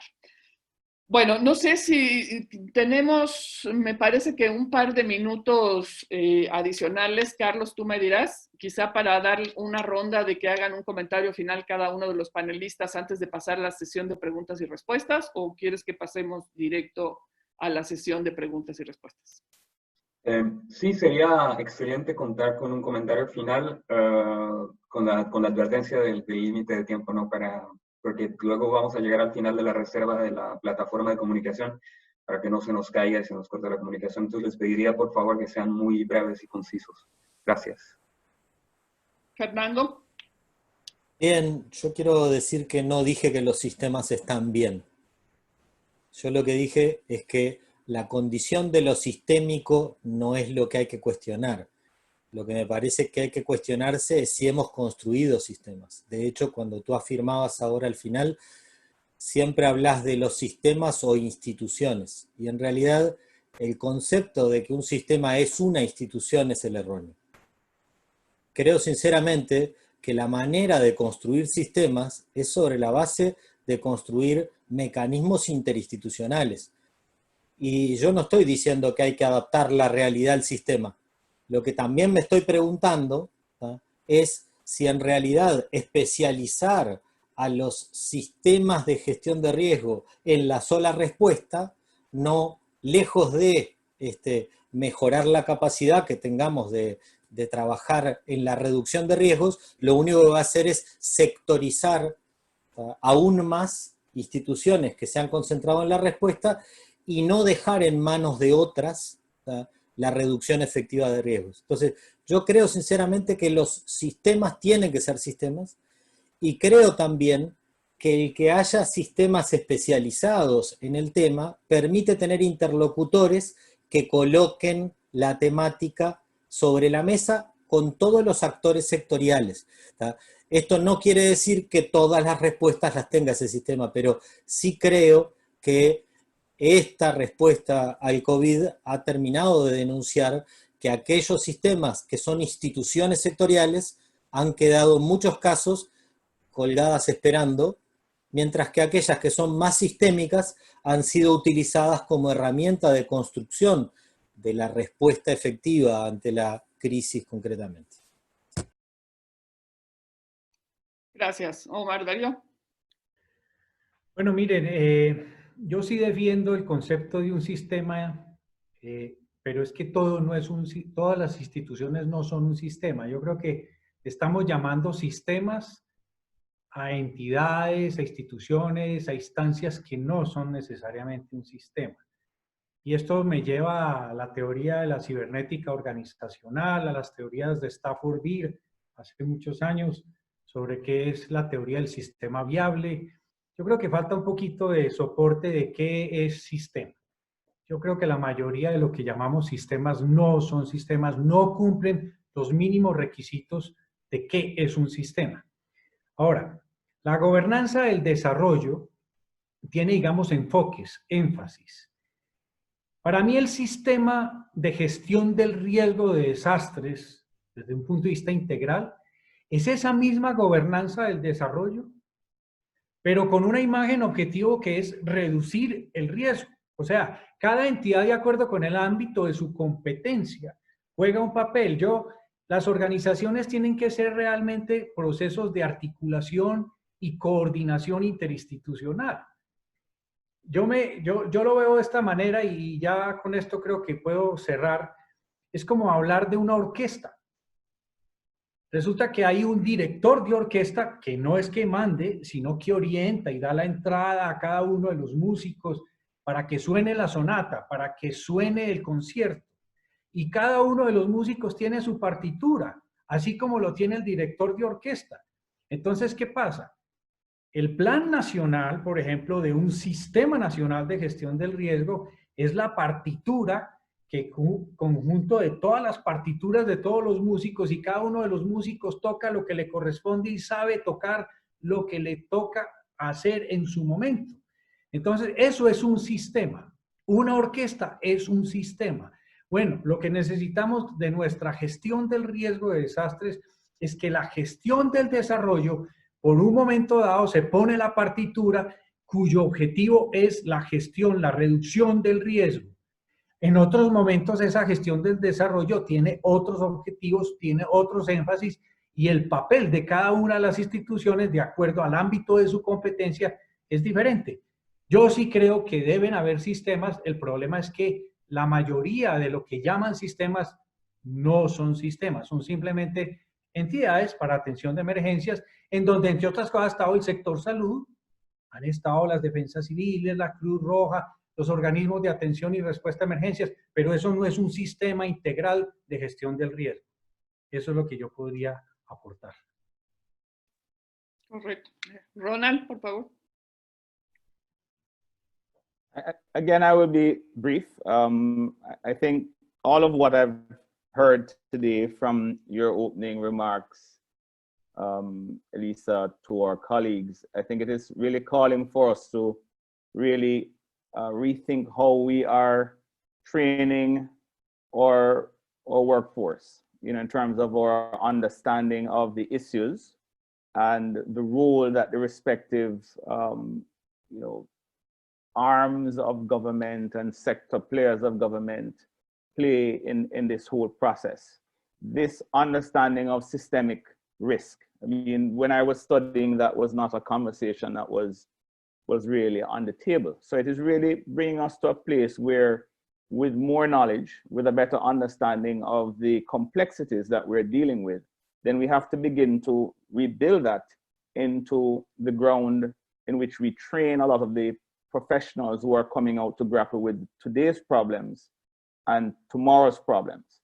And I think it came out very strongly in the comments around how the National Emergency Management Agencies functioned, around whether or not we saw, whether we call it systems or government, because it really is about government and how it regulates its own processes, whether there is this level of comfort with understanding the issue and the challenge and being able to deal with it. So I think there is a deficit in terms of the capacity and competencies in many of the institutions and agencies, which has to be looked at both in terms of ongoing training and, of course, the systematic institutions of knowledge and research.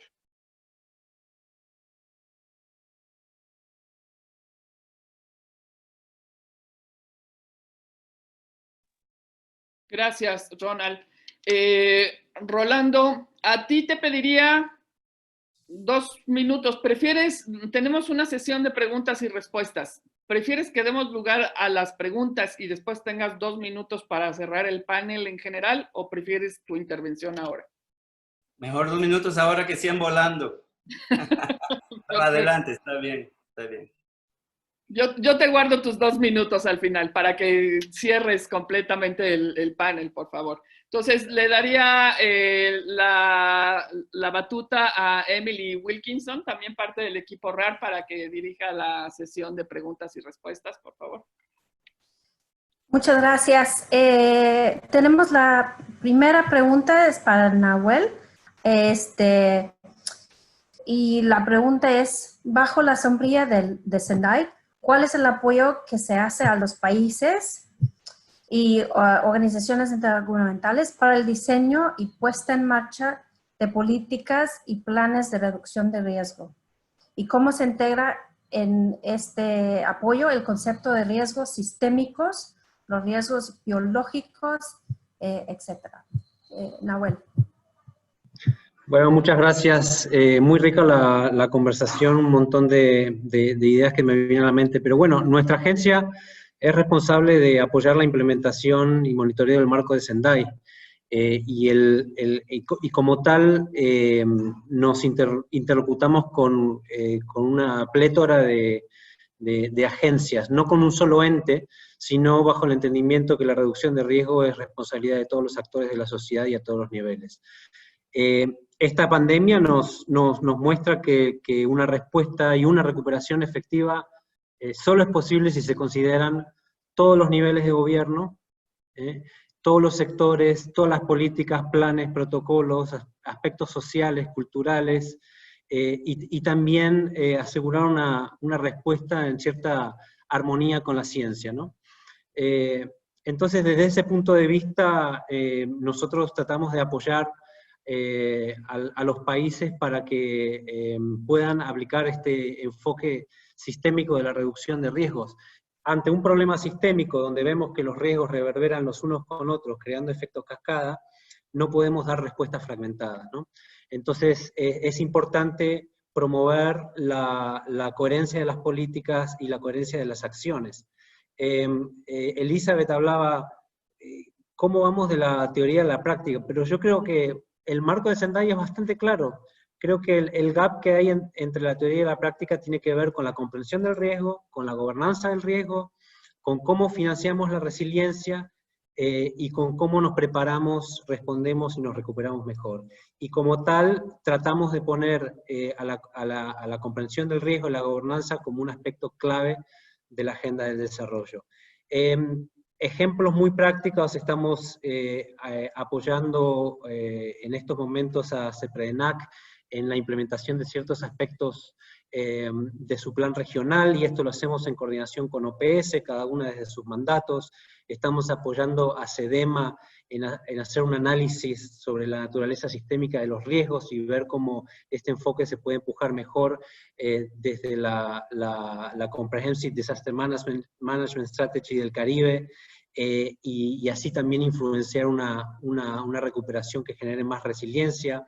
Estamos apoyando a países en sus políticas de reducción de riesgo, integrando los aspectos de amenazas biológicas, etc. Pero creo que hay dos cosas, si me permiten, que también tenemos que poner en la licuadora, y sobre todo, creo que ya lo sabemos, pero toda respuesta es política, y hay toda una dimensión política de la respuesta que es fundamental, y mucho más allá del aspecto técnico, es central para la respuesta. Así que el aspecto político puede ser positivo o negativo en la respuesta. Esto lo estamos viendo. Aspectos de comunicación que son fundamentales, y que hemos visto en toda esta respuesta de la pandemia. Entonces, nuestro rol es tratar de traer a los diferentes agentes a tener esta discusión, y como digo, poner el tema de los riesgos en el centro y en el corazón de la agenda de desarrollo. Muchas gracias, Nahuel. Tenemos tiempo para un par de preguntas más, que son para todos los panelistas, entonces si me pueden indicar quién quiere contestar. Ok, la siguiente es, hay propuestas, ya que estamos hablando mucho de los sistemas, alguna pregunta sobre el papel del sistema de defensa nacional, dado que dicha emergencia sanitaria debería ser administrada desde el sistema de defensa nacional, considerando que las pandemias actualmente son una amenaza a la seguridad nacional de los países. Por consiguiente, habrían 3 sistemas funcionales que tendrían una responsabilidad directa en la administración de una emergencia sanitaria. Pregunta. ¿Quién quiere contestar esa pregunta?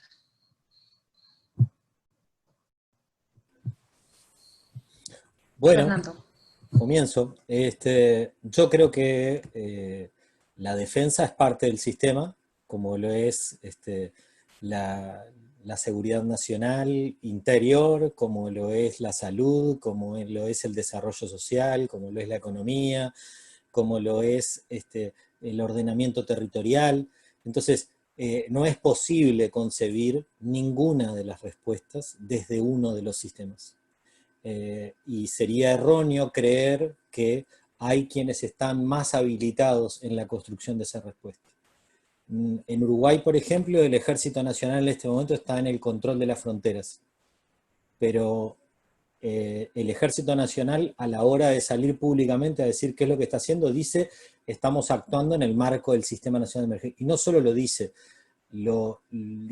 trabaja para el Sistema Nacional de Emergencias a conciencia de que lo hace bajo la normativa que le establece el Ministerio de Salud Pública, a conciencia de que lo hace alimentado por el Instituto Nacional de Alimentación, a conciencia de que el Sistema Nacional de Emergencias en cada uno de los departamentos tiene no solo el mandato nacional de la defensa, sino también tiene la construcción de conjunto que se hace en el marco del Comité Departamental de Emergencias, presidido por quien ejerce el gobierno a nivel departamental. Entonces, no solamente hay normativa nacional, sino también construcción de conjunto a nivel departamental. Está claro que el mayor énfasis tiene que ser en los factores subyacentes del riesgo, y los sistemas claramente han denotado los países que han trabajado en los factores subyacentes de riesgo y los países que no lo han hecho. En ese contexto no es posible concebir la respuesta a la emergencia desde la defensa exclusivamente, porque lo que más amenaza a la seguridad nacional no es lo que viene de afuera, es lo que no hemos hecho adentro. Muy bien, gracias. Entonces, supongo que una pregunta adicional es si la defensa nacional sí representa un sistema o funciona como sistema más que el caso de la protección civil o gestión de riesgo.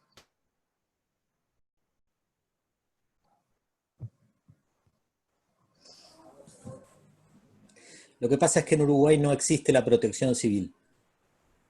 En Uruguay existe un sistema que integra a las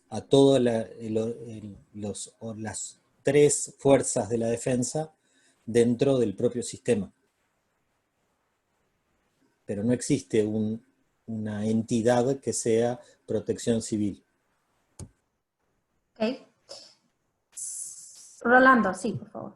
Y más que responder sobre esa línea, quiero comentar que me parece que es una pregunta que va a seguir viniendo, porque la crisis de COVID ha llevado a un enfoque de seguridad nacional.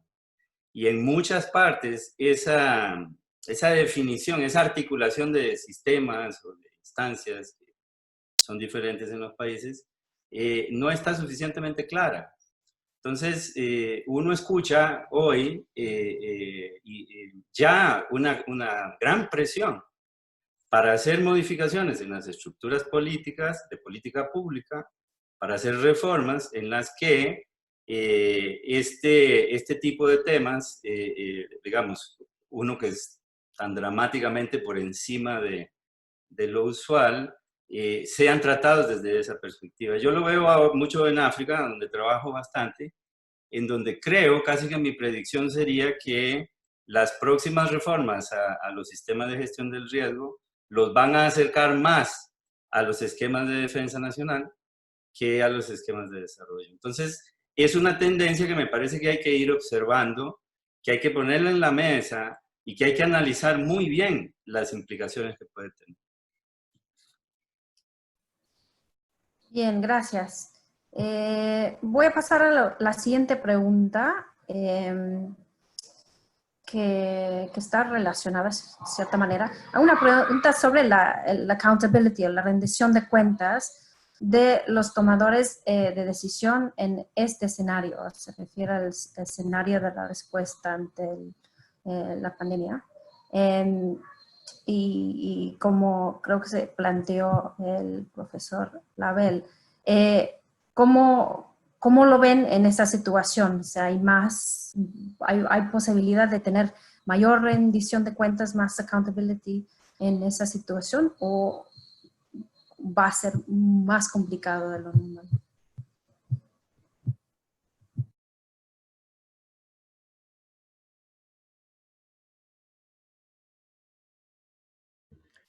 No. Emily, I think the question is accountability for whom? I think that that has to be clarified, because I think there are different ways. You know, the state, who is ultimately leading on the process, is going to be held accountable by the population by and large. The whole response to the COVID crisis has had to force some level of transparency. We can quarrel about how transparent it may have been, but I think they've had to face the public on making very tough decisions in balancing health and economy. And so a lot of the leadership around this is exposed. Questions around whether or not they were adequately prepared to deal with the demands for accessing the requisite, whether it is test kits or preparatory gear. I think that is going to come back as a critical conversation around how prepared the nation is to deal with risk and threats. So there are going to be different layers of accountability, but I think ultimately it comes back to the government. And I think this is certainly going to lead, we're seeing it already, to a greater demand on governments to be more accountable to the citizenry around how they're dealing with these particular issues. How that will be reflected later on, we will have to see when it comes down to exit polls and these kinds of things, because we do see that a lot of times these issues around, as we know them classically, disaster risk management issues are not necessarily central in the ballot processes around how we look at security and safety of the citizens.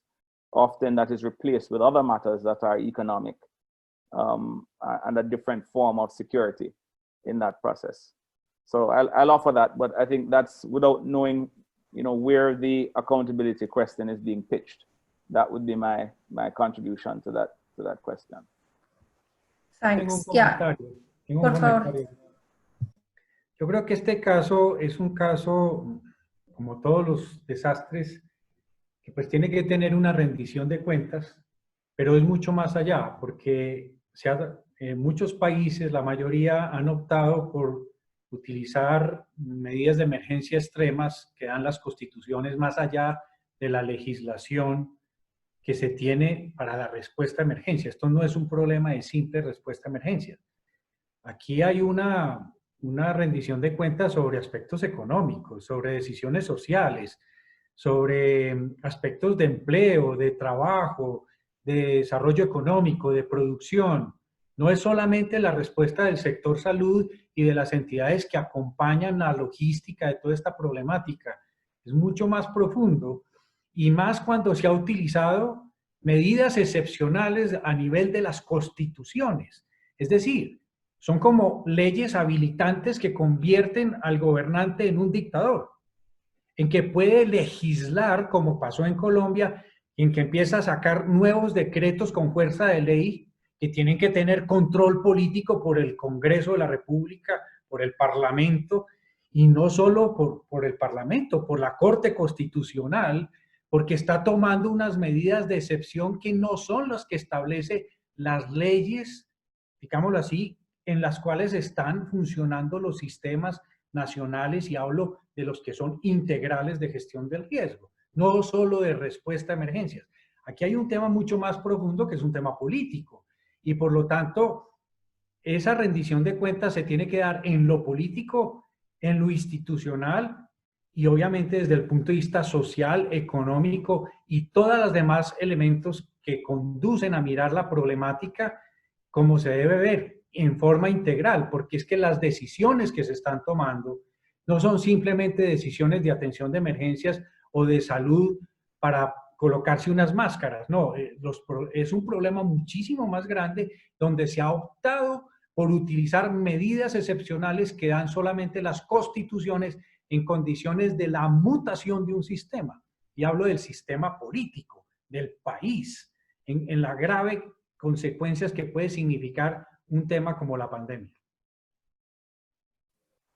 Muchas gracias, Omar. Y eso, no tenemos tiempo para más preguntas, pero sí había una pregunta sobre las decisiones políticas del gobierno y la influencia que tiene cada gobierno en las decisiones y la forma de los sistemas de gestión de riesgos. Entonces ahí tú tocas el tema un poco. Yo creo que ya no tenemos más tiempo para las preguntas, entonces Elizabeth, creo que vas a presentar los últimos comentarios. Gracias, Emily. Entonces pasaríamos a los 2 minutos de Rolando, que no se fueron volando, y Raúl Salazar nos haría unas palabras finales para cerrar el webinar. Gracias. Gracias, Elizabeth. Yo cerraría diciendo que un poco el comentario que hacía antes de que esta crisis es ya un momento de reflexión y debería de seguir siendo un momento de reflexión. Ojalá que no nos pase otra vez que los grandes cambios a las estructuras de gestión del riesgo vienen inspiradas por el último desastre. Yo creo que en particular nos ha presentado, nos ha revelado muchos de esas fallas, de esas áreas grises que no habíamos resuelto durante tantos años entre diferentes estructuras, sistemas, etc. Nos revela también que de alguna manera optamos por la promoción de unas estructuras que no seguían la demanda de las funciones, o sea que nos enfocamos más en la estructura como solución que en la estructura como medio. Yo me pregunto hoy, al principio decía, a mí me parece que cada vez es más claro que las funciones de la respuesta a la emergencia y las funciones estructurales de desarrollo que modifican esos factores subyacentes del riesgo son de otra naturaleza. Y para eso se organiza el Estado, bajo mecanismos de gestión pública que hay que observar de una forma que yo diría más mesurada y caso por caso además. A mí me tocó trabajar una ley en un país en donde el país ya tiene una ley que dice que es un sistema. Entonces se acabó. Ya la teoría puede decir lo que diga, que en ese país, bajo ese marco jurídico, un sistema es otra cosa.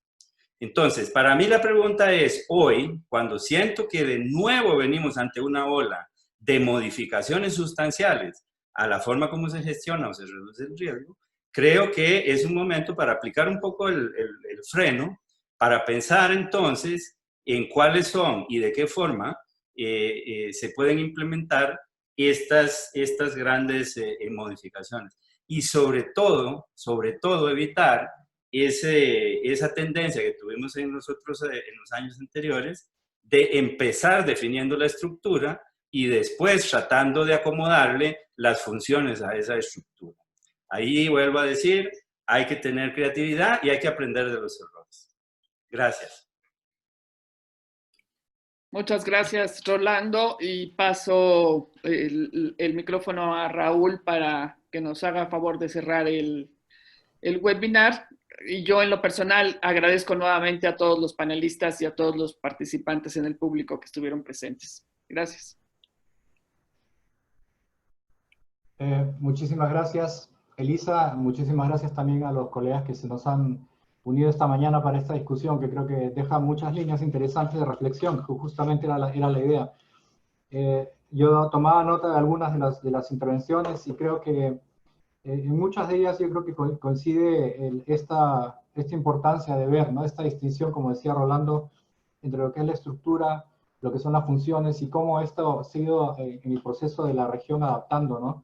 Buscando dar soluciones o acercándonos más hacia ese proceso de desarrollo que todos creemos la reducción de riesgo de desastres debe tener. Y que finalmente creo que se logró con apoyo de la región, con muchos de ustedes que están aquí acompañando a que eso aparezca y sea así en Sendai, que está en el corazón de Sendai, es acercarnos un poco más a ver la reducción de riesgo de desastres como un proceso de desarrollo, como una condición para eso. Y yo quiero solamente dejar una última reflexión, y la tomo de una colega de Naciones Unidas, Alicia Bárcena, que cuando hacía el análisis del impacto de COVID-19, y me van a disculpar porque simpatizo también con esta visión progresista que a veces CEPAL propone, pero creo que es muy cierto que lo que está proponiendo actualmente es que lo que va a dejar esta crisis son realmente cambios estructurales muy fuertes en la organización de la región, la organización productiva, en el comercio, y cómo nos insertamos de repente también en el modelo de globalización. Y llama también una reflexión de que quizás se esté generando un nuevo modelo de desarrollo que se oriente más al bienestar y sostenibilidad ambiental, a una gobernanza internacional inclusiva y sostenible con base a la Agenda 2030. ¿Por qué no ver que este proceso puede llevarnos hacia esto? ¿Por qué no pensar también que la reflexión que tenemos ahora sobre cómo nuestras estructuras y las funciones que van aparejadas a esas estructuras tienen que realmente tener un cambio sustantivo y es el momento tal vez de generarlo, ¿no? Yo creo que las ideas que ustedes están dejando llevan hacia eso. Y creo que la región, nuevamente lo repito y lo he hecho en varios foros, es una generadora de estas ideas, esta generadora de reflexión, de cómo organizarnos mejor, de cómo llevar este pensamiento a la acción. Muchísimas gracias nuevamente a todos ustedes y esperamos pues que haya sido tan, en este caso, interesante y beneficioso como ha sido para nosotros ser parte de este panel, ser oyentes de este panel y también recibir las preguntas que también nos han ayudado a enfocar más hacia dónde queremos, cuáles son las preocupaciones de nuestros socios.